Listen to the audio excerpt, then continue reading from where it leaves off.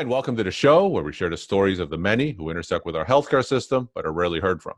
My name is Kevin Poe, founder and editor of Kevin MD. Today on the show, we have Francis Yu. He's a family physician and he's a physician coach. He recently wrote the Kevin MD article, Personal Development and Growth During COVID Times. Francis, welcome to the show. Thank you for having me here, Kevin. So we'll get into your article in a little bit, but first off, can you share your story and your journey to where you are today? After I finished my residency, I, like any new attending, just kind of grab a job, get into it, and start living your life and working and see what life is about. Life's going to be great, and now you're done with your residency. After 5 years of running around, wearing a ton of hats, right? I was full-time seeing patients. I started off as a associate program director, then took the role of a program director, so coordinating residents and precepting residents. I was a vice chair for the family medicine department for 2 years. I was doing QI projects for the clinic. I was starting new clinics in different places to help out in different ways. And then I realized, what is life going to be like 50 years from now? Am I going to be a CMO, DIO? Not really. I didn't want to, that's not really where I wanted to go. And I realized that my path was taking me in a direction I did not want to end up. So I shifted gears now. And like you said, I'm a physician coach. And I really started to vamp up my private practice. All right, so you are part-time clinical and part-time physician coach. Tell me a little about that transition into these two things that you're doing. Yeah, actually, I started the practice part-time, 1 day a week, while I was full-time working for employed corporate clinical medicine. It was tough. I knew it would be just because of the number of hours it would take. At one point, I just said, I'm going to go part-time, start earning less money as a salary, focus on, put a fire under my butt, get myself going, because otherwise I can sit on it for years and decades and not get anything done. And I just said, let's give myself a timeline. Parkinson's law, right? The more time you have, the work is going to take that amount of to do. But if I have less time to do it, I'm just going to get up and do it and get it done and get things rolling. Excellent. And from all the people that you're meeting through your coaching practice, how has the pandemic affected these physicians? It's kind of related to the article that we're going to talk about. It really depends on the person. There are people who are going to be frustrated, right, by the pandemic and remain frustrated. They're just going to live their drama and live out the story and not get help, not change anything. And there are those people who are going to tough it out and maybe get some help here and there. But, in the end, the status quo doesn't really change. And then there are those people who say, this is something. This is a sign, a challenge to do something. It's quite easy to see who's who, not to judge people, but who's ready and who's willing to change, because you can't really coach someone who's not willing to get past the status quo.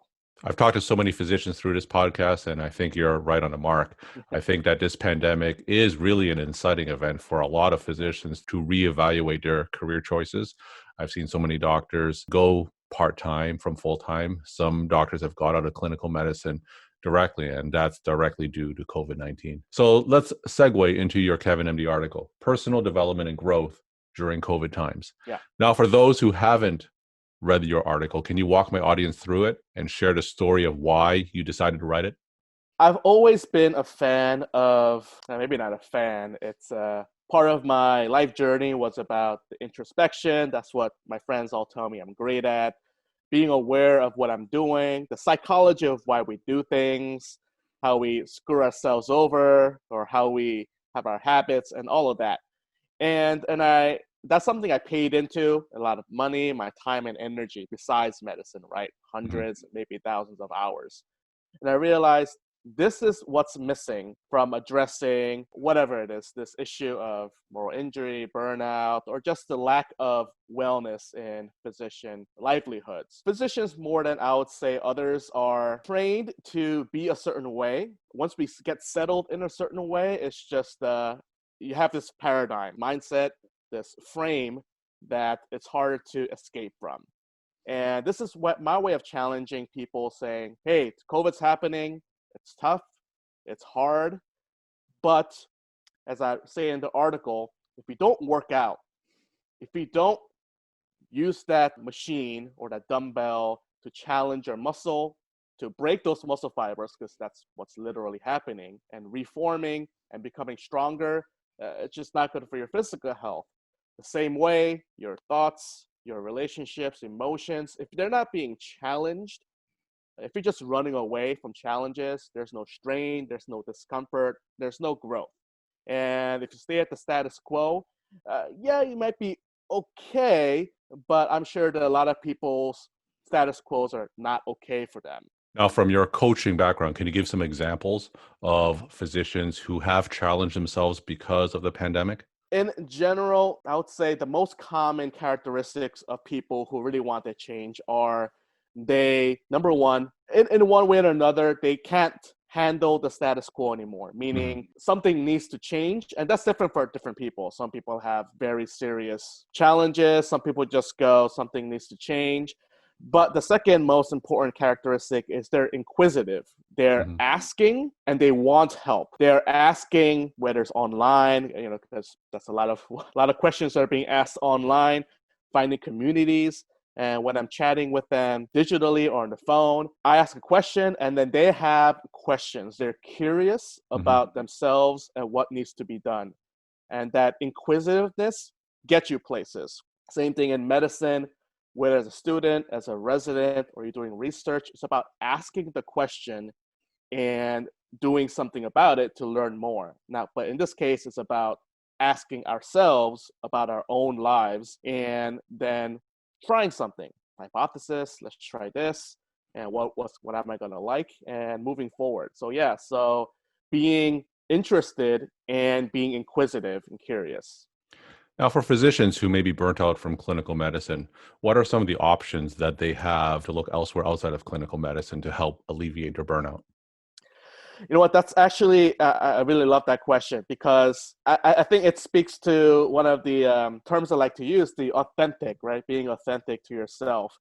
And if you really ask yourself, there's something you like to do besides medicine. Yeah, and some doctors may say, "Oh, medicine's my whole life." That's a different story. I think they basically became their doctor persona. Hmm. But really, it can be anything. For me, it's eating sushi. So I find sushi restaurants. I play the guitar, and sometimes I don't play for months, and I pick it up. Or sometimes just meeting someone or listening to someone that's interesting and wants to share something interesting. It doesn't always have to be a clinical change, right? If clinical medicine is for you, you stay in clinical medicine. If clinical medicine's not for you, you get a non-clinical job. If your current job isn't what really works for you, you go somewhere else. I think we tend to make that question so complicated. It's just, what's the next step? Is this the right place for me to be? Should I go somewhere else? And what are my other options? And if I don't know, I'll just ask. Now, for those doctors who are interested in more personal development and growth, especially during the pandemic, what kind of online resources do you suggest that they turn to? The great thing is there's so many resources. People might say, oh, it's because COVID, there's more, but in reality, they were always there.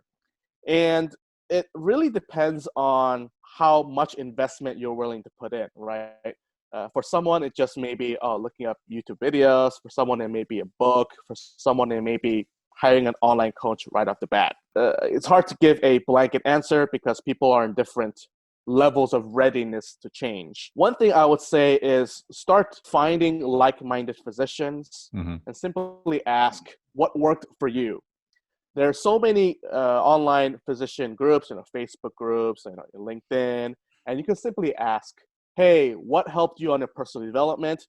And people are there to share. You get 100 comments, or you get people willing to chip in. You just start trying it out, and I'm not gonna say to you, "This is gonna work for you." You just start somewhere, pick up a book, pick up a course, and there's something in there that you're going to get that's going to help you.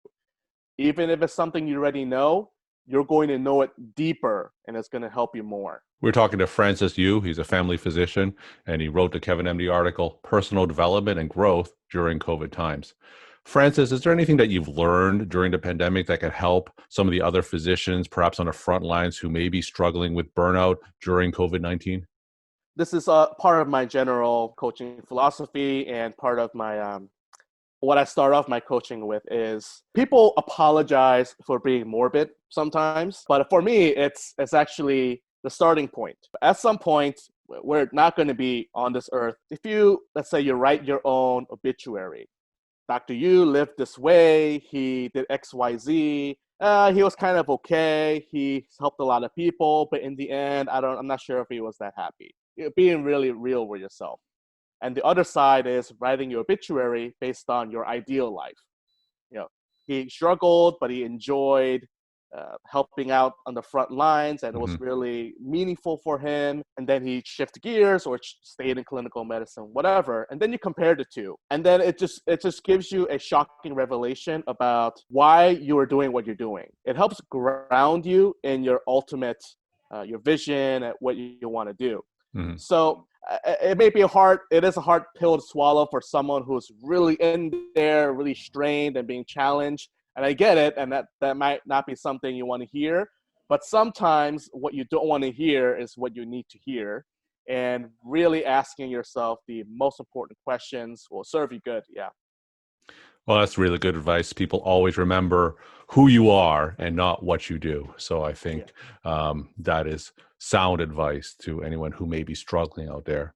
And my final question, Francis, what is your take-home message that you want to share with the Kevin MD audience?